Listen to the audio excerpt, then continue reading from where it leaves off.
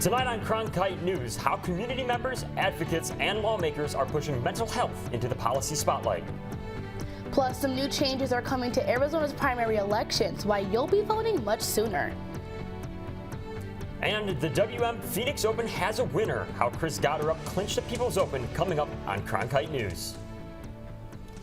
Good evening and welcome to Cronkite News. I'm Edward Neiman. And I'm Serenity Reynolds. Thank you for joining us. It's Mental Health Day at the Arizona State Capitol.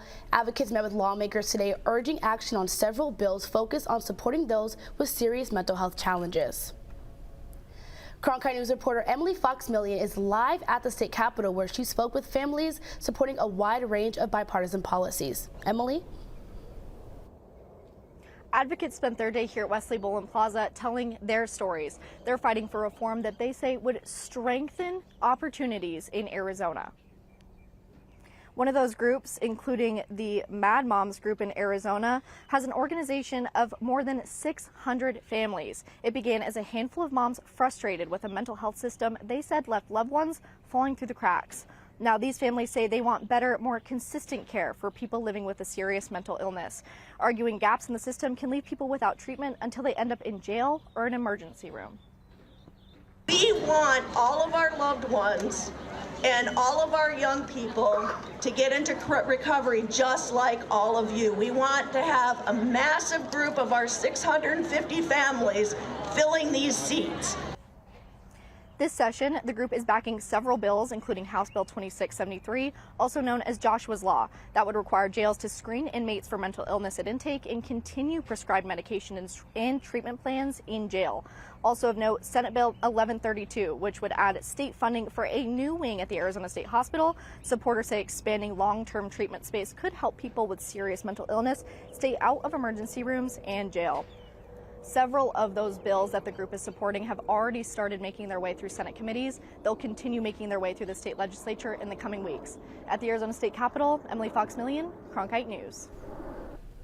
Thank you, Emily. Well, Tempe has become the first city in Arizona to require bars and restaurants to have spiking test kits. The new ordinance mandates any bar or restaurant that serves alcohol past midnight to have test kits available to sell or give away for free to customers. They also must have signs saying that they have these kits. Other cities like Chandler and Phoenix are also looking to explore similar drink spiking prevention policies. The new rules officially take effect August 1st. Changes coming to Arizona's elections. The bill signed by Governor Hobbs on Friday moves the date of the state's primary elections to 2 weeks earlier. The bill changes the date from the first Tuesday in August to now the second to last Tuesday in July, which this year is July 21st. Voters are required to be registered 29 days prior to Election Day. This means the deadline now to register to vote is June 22nd. The bill, House Bill 2022, was passed with bipartisan support from lawmakers. Members, by your votes of 56 ayes, 0 nays for not voting, you have passed House Bill 2022. Signed in open session, the clerk is instructed to record the action of the House. Secretary of State Adrian Fontes said in a statement, quote, "It is a solid reminder that bipartisan efforts can still benefit every Arizona voter. As the year moves along, our office will send continuous reminders to candidates to make sure deadlines are clear." This change was made to allow more time for preparations ahead of the general election in the fall, ensuring that all eligible voters have ballots, including those overseas. Additional changes include an update to the timelines for provisional ballots. Election officials now have 7 days to verify signatures for federal elections and 5 days for any other election. And the search for Nancy Guthrie goes into its 8th day, this coming as the reported ransom deadline arrives and her daughter Savannah Guthrie says she's willing to pay. Nancy Guthrie was last seen on January 31st and reported missing the next day. Pima County Sheriff's Department officers spent the next week investigating several locations, but have since yearned to Guthrie's Tucson house. Several news stations reportedly received ransom letters with monetary demands. The newest ransom deadline arrived today. Savannah Guthrie released a new video asking for help in finding her mother. We believe our mom is still out there. So I'm coming on just to ask you, not just for your prayers, but no matter where you are, even if you're far from Tucson, if you see anything, if you hear anything, if there's anything at all that seems strange to you, that you report to law enforcement. As of the recording of this program, the Pima County Sheriff's Office has not yet named a suspect. Authorities have released the data on how many arrests were made during the Waste Management Phoenix Open. Let's take a look at the numbers. Thousands of people attended the yearly PGA event, and of course, with a large gathering, safety is a top priority for officials. The Governor's Office of Highway Safety released the numbers for this year's Phoenix Open. More than 130 officers participated in this year's safety task force. 109 DUI arrests were made compared to last year's 80 arrests. An Arizona hospital is the first to complete an innovative heart surgery. Dr. Paul Zarasha performed the successful treatment at Banner Health's University Medical Center in Phoenix. The surgery treats a patient's leaky heart valves by using a ring inserted by a catheter close to them. Before this new procedure, open heart surgery was the only way to fix heart valves, which is a lengthy and risky procedure. Coming up next, nearly 2 months later, new body cam video and 911 calls released from the Brown University mass shooting. And what Providence City Mayor says this means for the grieving community. Anyone's understanding to what I think is actually the big remaining question, which is why did this happen? Why did this person do this? The video is possibly leaving more questions than answers, plus a look at the rest of the news headlines from across the country, coming up on Cronkite News. Plus, an unusually warm start to the week, but we could see some rain across the state going into the weekend. We'll tell you what to expect after the break.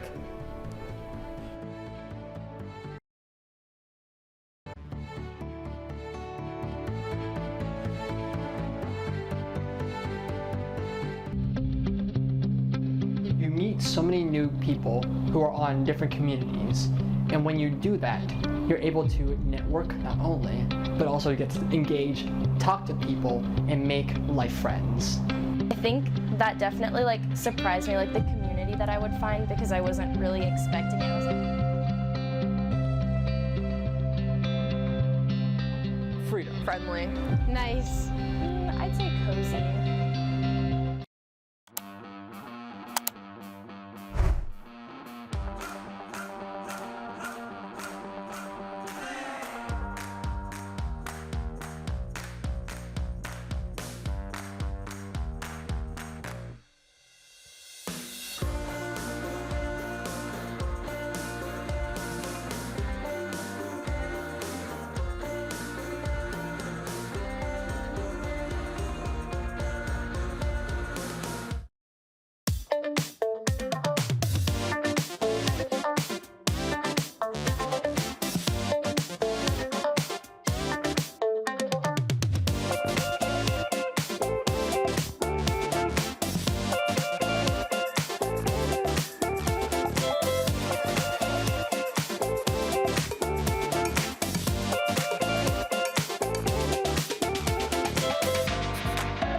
This is where Cronkite can be creative.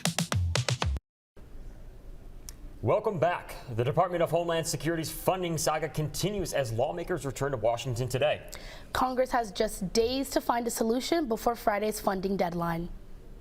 Democrats have been firm in their demands to reform ICE, but to approve funding, Democrats say they need reforms like requiring immigration agents to wear body cameras and remove face masks.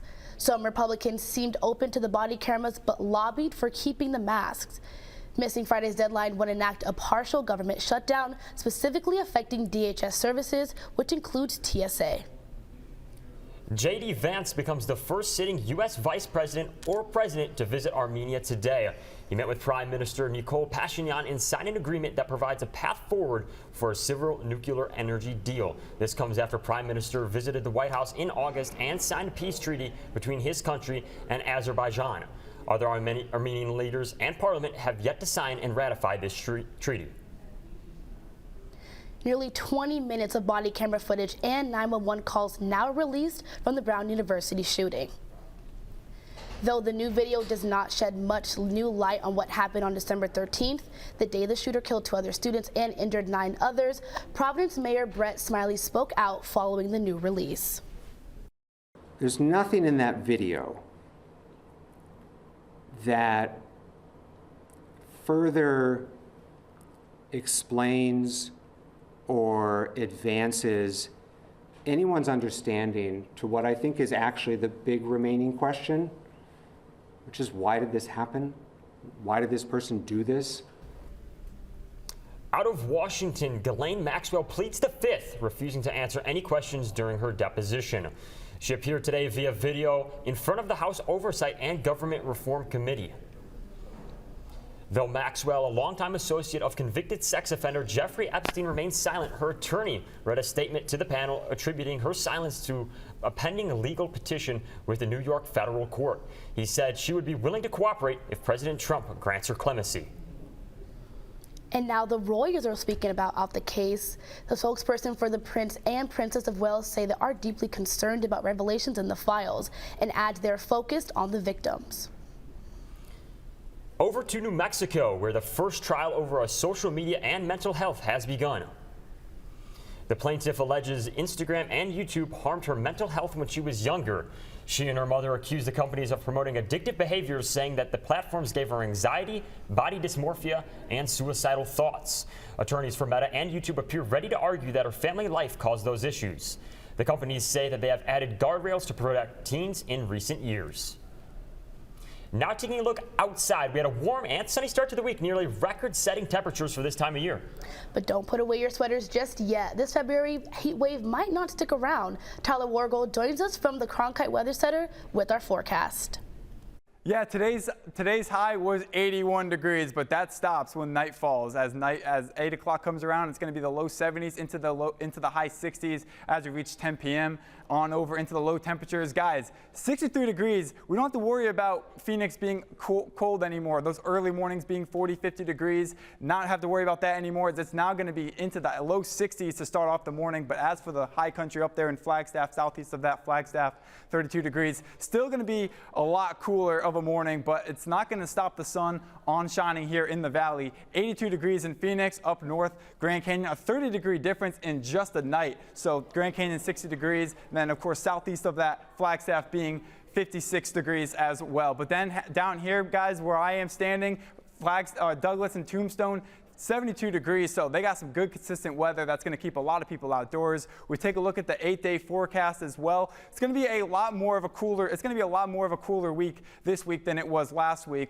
That's all due to the cloud coverage and the rain potentially expecting to fall here in the valley on Friday. 35% chance of rain on Friday. But as we take a look at the weekend, looks like all that rain is going away as the clouds then move on, and the sun, of course, is just back shining on into the valley. 69 degrees on Saturday, and then back to 73 degrees on Sunday. And then it's just going to be a nice low 70s to finish out, to carry into the next week. So still going to be some good weather, a lot cooler than it was last week. As that's going to do it, my name is Tyler Wargo with the Weather Center. Sending it back to you guys. Unfortunately, the Midwest is still facing some pretty cold temperatures. But don't worry, this isn't stopping Wisconsin from carrying on their cool traditions. Once a year, the University of Wisconsin brings out a 2-scale replica of Lady Liberty Head to Lake Mendota. It is designed to look as if it is partially submerged with just the head, crown, and torch poking out of the water.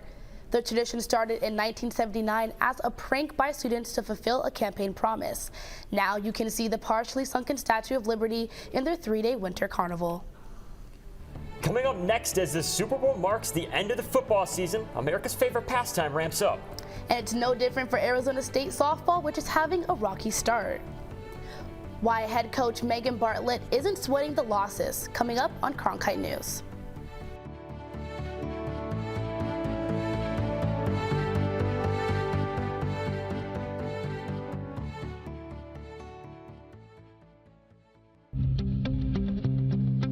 You meet so many new people who are on different communities, and when you do that, you're able to network not only, but also get to engage, talk to people, and make life friends.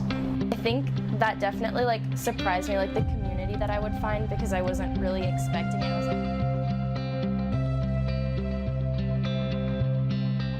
Freedom. friendly. Nice. I'd say cozy.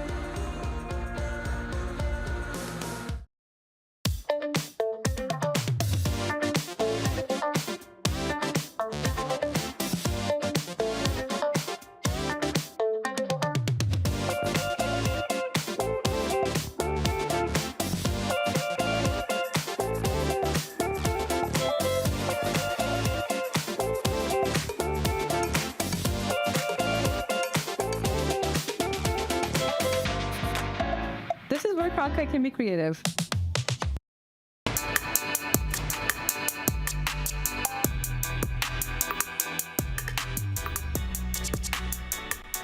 Welcome to the Cronkite Sports Report. I'm Gabby Chernoff.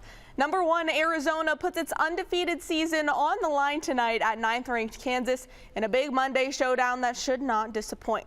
Allen Fieldhouse is known for its high-energy atmosphere, and tonight should be no different as 2 of the best freshmen in the country match up against one another.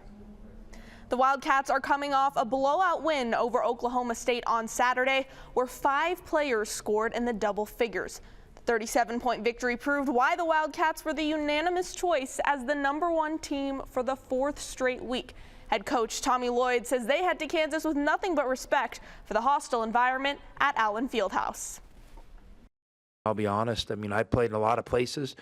I came away there thinking, all right, you know, it is different, but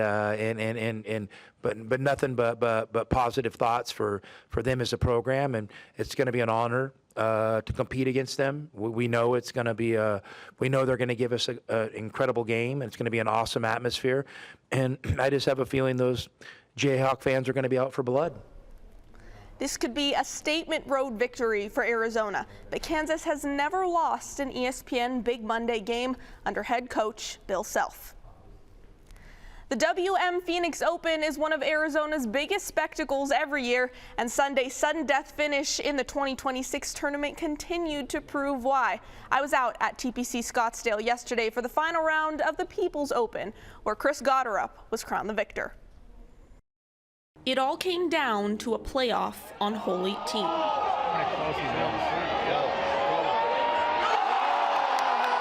Chris Gotterup's birdie putt not only gave him the title, but added his name to WM Phoenix Open lore. I've seen countless putts on this 18th hole in playoffs or normal events go in, and to be added to that is pretty cool. $1.7 million! Gotterup overcame a 4-stroke deficit in the final round to steal the 2026 WM Phoenix Open from 2-time winner Hideki Matsuyama, who led most of the day. But on 18, a distracted Matsuyama missed a par putt to win the tournament in his only bogey of the day, and then pulled his playoff tee shot into the water, opening the door for Gotterup. Can't feel a thing, and just trying to make sure I didn't bomb it by the hole and get it down there and put some pressure on Hideki, and for it to find the hole like that is really awesome. I mean, after being cut from the WM Phoenix Open the last 2 years, Gotterup earned his 4th career tour title and 2nd in the last month on Sunday.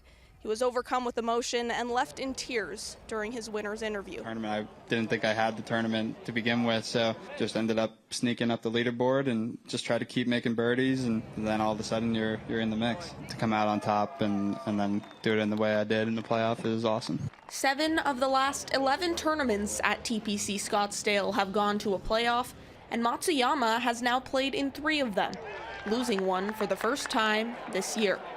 Meanwhile, Gotterup, who's been a PGA pro for just 5 years, now ranks 5th in the official World Golf ranking.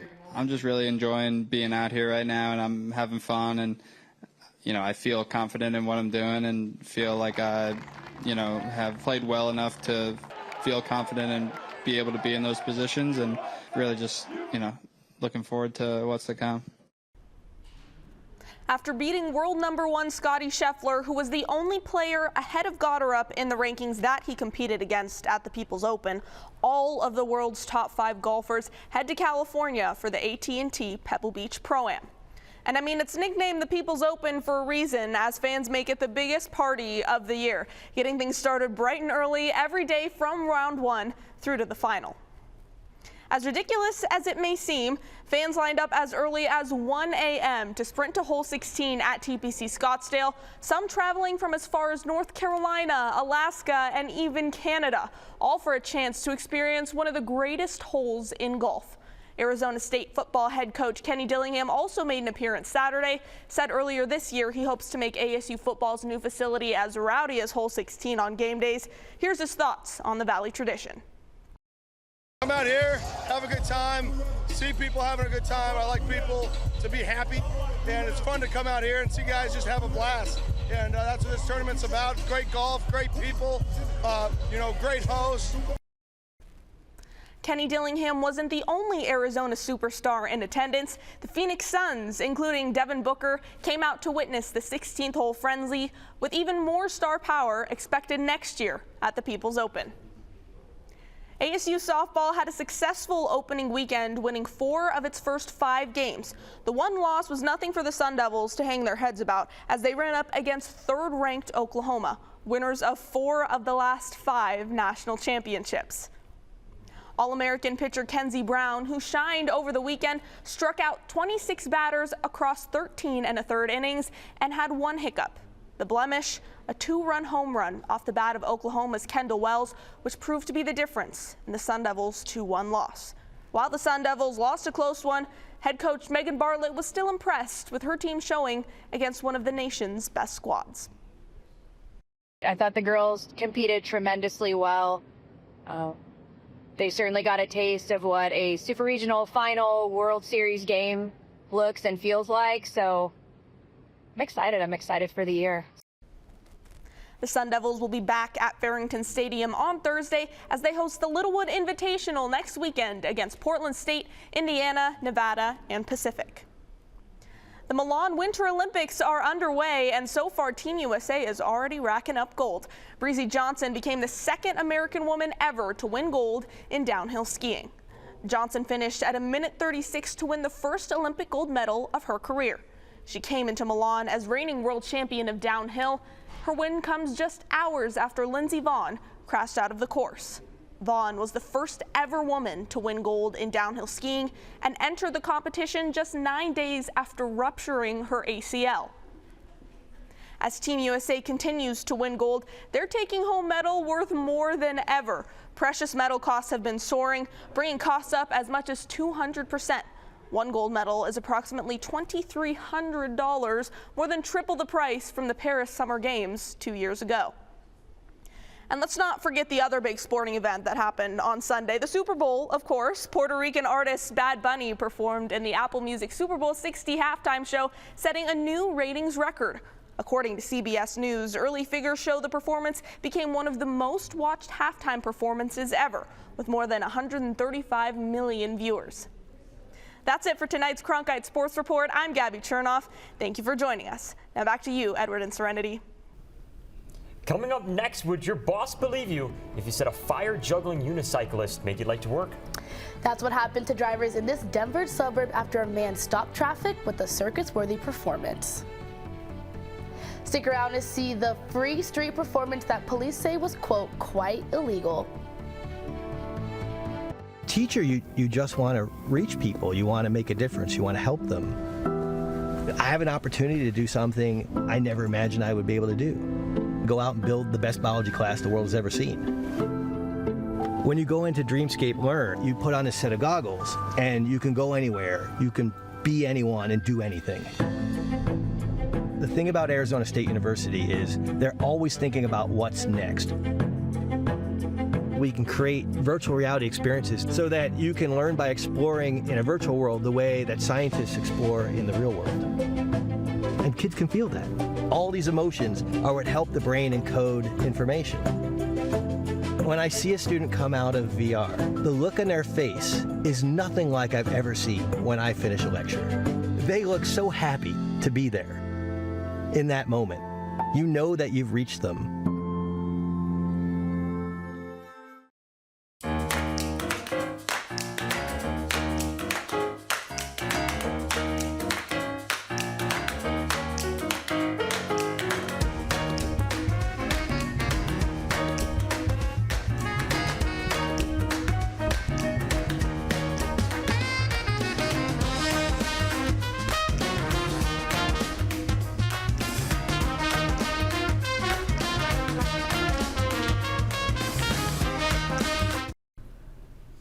Welcome back. In this Denver suburb, you don't need to wait for a circus to come to town to see an extraordinary performance.